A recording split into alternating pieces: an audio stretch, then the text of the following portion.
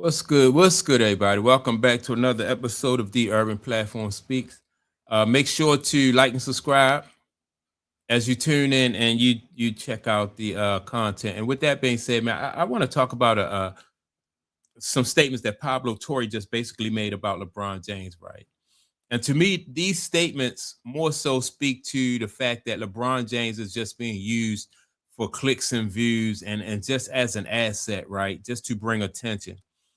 It's LeBron James is not he's not somebody who affects winning, and so that's why this team was constructed. He went to this team because they had a lot of talent on there, right? And so and they want to hide the fact that LeBron James is not the player that he used to be. LeBron James is not somebody who affects winning the way he used to, right?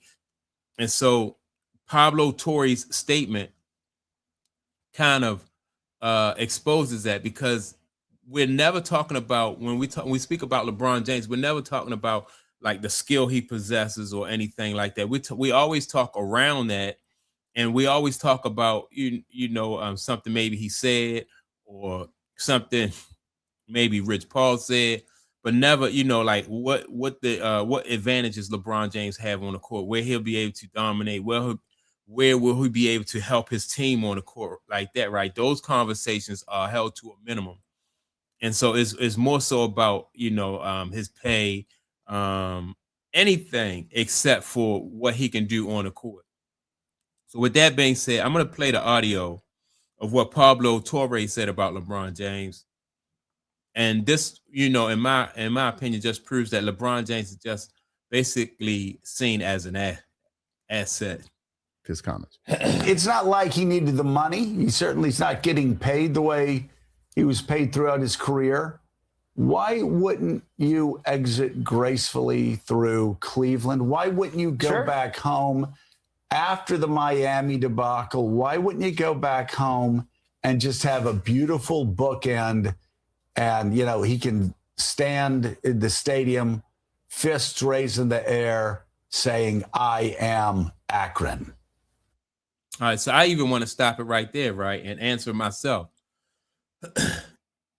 Because LeBron, he can't go, he really can't go back home, and he can't retire. Cleveland basically didn't want him. Remember, when he was with the Lakers, before the Lakers he left the Lakers, Cleveland said they said we only had $3 million, right? We so he knew going back there it would be the veterans minimum. And right then and there, I knew that teams were going to lowball LeBron James, because this is LeBron. He's in the twilight of his career. So that means that LeBron James is going to get more TV, more TV games. You already see that like the Christmas game, they got the 76ers playing. I'm not sure who they playing. I think they playing the Knicks, or I'm not sure, but they are playing. I know that they're playing on Christmas, right? So it's big money for whatever team, which just so happens to be Philly, got LeBron James. So if he'd have went to Cleveland, Miami, they would have it would have been more money for them, a lot more money than what he's getting paid in his current contract. So they lowballed him, because LeBron James never throughout his career gave any of those teams a discount. So they wasn't going, they're not going to, if they had an opportunity to make some money off of LeBron James, they're going to do that, right? And so that's why LeBron James, Cleveland, only if they can make some money. That's the only way they were really interested in LeBron James. So Philadelphia was the most shocking of all the choices for the reasons you say. LeBron has a bit of a paradox to him. He is the most narratively sensitive character I've ever seen in modern American sports. He is constantly, I think, aware on some level of the documentary he is starring in. And in fact, is a pioneer in sports in terms of having a production company, of being a human television show. And all of that is. How can he be a pioneer when Michael Jordan already did it?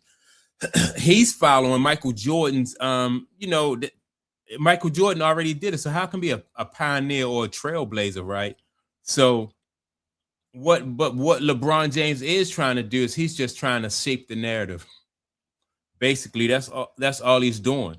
Now, if LeBron James early in his career had to put that work in, and he'd have played with passion like somebody like a Kobe Bryant, he'd have left it all out there on the court, then I don't believe that LeBron would have to go out the way that he's going out.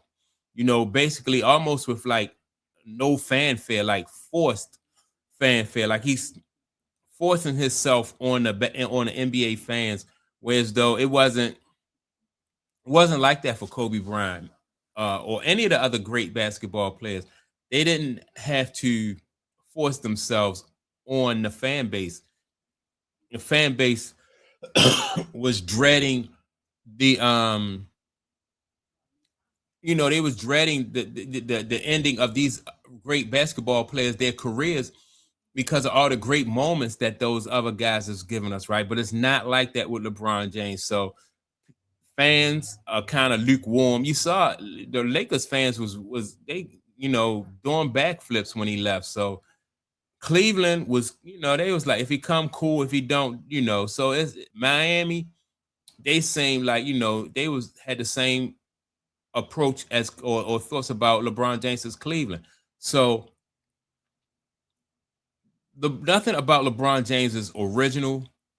And so when Pablo Torre says that, he's the most or the most one who's more concerned about his image, that's where I think he made his mistake, because really basketball was buttering your bread. So why not just focus on basketball, and everything else would have fell in place? On the one hand. And so why does he do this? Right? This is not the ideal ending from any screenwriting perspective. And what it does to me is it asserts LeBron James as a figure for whom his story is not one that can be peer pressured into existence. Like, LeBron chose something that I think is fascinating and also inconvenient, right? This is not a fan base in Philly that was crying out for LeBron, but what he's going to do is say to them, hey, you haven't won a title since 1983. I can do that for you. And I happen to be the guy, by the way, who would then become the only person in the history of the sport to win a title with 4 different teams. And so let me stop it right there. Now, if LeBron James win a title in Philly, this just going to prove to me that all this stuff is just orchestrated and scripted, right? That's number one. Number two, LeBron James at his age being a mercenary, I don't think so. It really, again, it just points to him being scripted. If he was the one who could win titles for you, then you wouldn't have to move him from Los Angeles. He would not have had to leave Cleveland. He wouldn't have to have left Miami, because he could stay and just did his work in Miami and won his rings in Miami. So that's how you know that these people are just. It's when we talk about LeBron James, it's just basically about a storyline. It's about a narrative. It's not about basketball. Now, if LeBron James if they'd have said, well, everywhere he go, he's going to win rings, then why not have LeBron James every year his career just play with a different team? And that would have been amazing. If he'd have had, what he'd been in the league 23 years, if he had 23 rings, with 23 different teams, then that shows that LeBron James is what they say he is. He's dominant.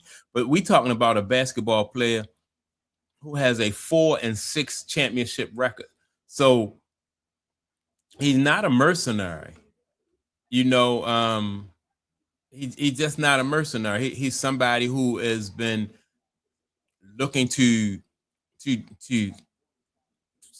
build teams so he can win championships. He was basically ring chasing, and the way he went about it more so hurt his legacy than didn't help, right? Because he just ring chasing throughout his career, but he's always trying to paint a different narrative than what the truth is and what people know to be true. And so he's just an asset. It's not really about basketball with LeBron James, and so when Pablo Torre says, he's a trailblazer. He got LeBron James. I mean, he has Michael Jordan number. He's playing in Kobe Bryant hometown. It's so many different things. You know, he's imitating Mike with this what is it, with this documentary that he's doing. He stole the Choctaws from Mike. And, you know, nothing with LeBron James is original. So, you know, Pablo Torre is just, you know, just not being honest about the situation, right? And the honest truth is LeBron James is just an asset for somebody to make money off of. So, and to push a certain narrative. But that's my take on it. Make sure to like and subscribe. Also, don't forget to leave a comment. And I'll check you all out in the next video. Peace.